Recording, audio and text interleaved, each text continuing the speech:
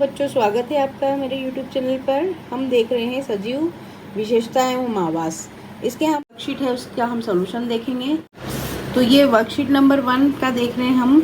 अपने आसपास पाए जाने वाले किन्हीं 10 वस्तुओं की सूची बनाइए। तो 10 वस्तुएं: पेड़ पौधे, गाय बकरी, लकड़ी, लोहा, गेंद, पत्थर, सब्जी, मकान, फल फूल, मोटर गाड़ी आदि। ये सब हमारे आसपास चीज़ें जो हमें दिखाई देती हैं। दूसरा, सजीव वस्तुएं और निर्जीव वस्तुओं की सूची बनानी है। तो इस तरह से हमने सजीव जितनी भी चीज़ें हैं उनका नाम लिख दिया है और यहाँ पर हमने निर्जीव चीज़ों का नाम लिखा हुआ। ऊँट में कौन कौन सी विशेषताएं पाई जाती हैं? तो ऊँट पानी के बिना अनेक दिनों तक रह सकता है। ऊँट के पैर गद्देदार होते हैं। ऊँट में उत्सर्जन बहुत कम होती है। आँखों पर पलकें बहुत लंबी होती हैं जो रेत से उन्हें बचाती हैं या आँखों में रेत नहीं जाने देती हैं। इसी तरह से मछली की कौन कौन सी विशेषताएं हैं? तो मछली में श्वसन के लिए गलफड़े पाए जाते हैं जो पानी के अंदर सांस लेने में सहायता करते हैं। मछली की पूंछ, पंख चपटे होते हैं, ठीक है, जो उन्हें तैरने में सहायता करते हैं। तो आवास, सभी जीवों के रहने के स्थान को आवास कहते हैं। अब प्रकार: जलीय आवास और स्थलीय आवास। जलीय आवास में तालाब, नदी, झील, जलाशय।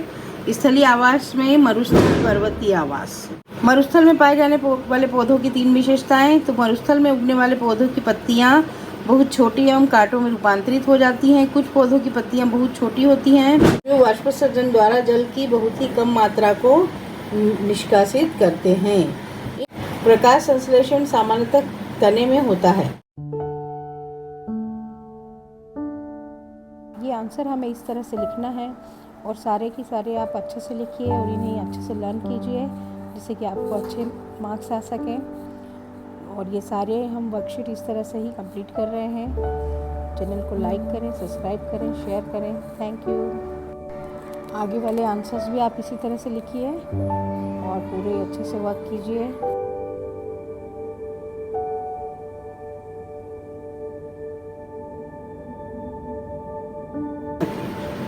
आप 2 समुद्री जीवों के नाम लिखकर बताइए कि इनमें गील न होने पर श्वसन संघ के द्वारा करते। समुद्री जीव डॉल्फिन, ये व्हेल, ये सिर पर उपस्थित नासाद्वार से श्वसन या श्वास लेती हैं।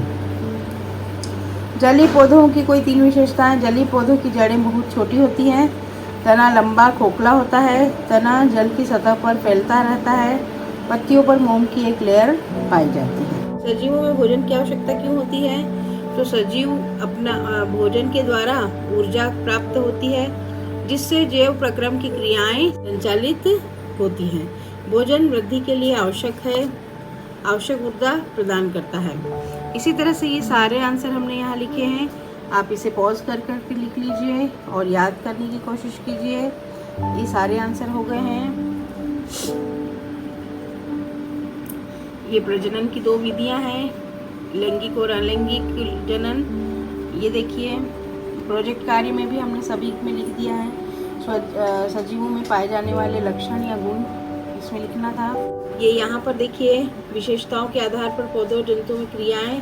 तो ये सारा हमने यहाँ लिख रखा है। आप इसे अच्छे से पढ़िए और रीड कीजिए। हमें इसमें भी लिखना है। ये देखिए, ये पूरी ऐसी शीट हमें बनानी है।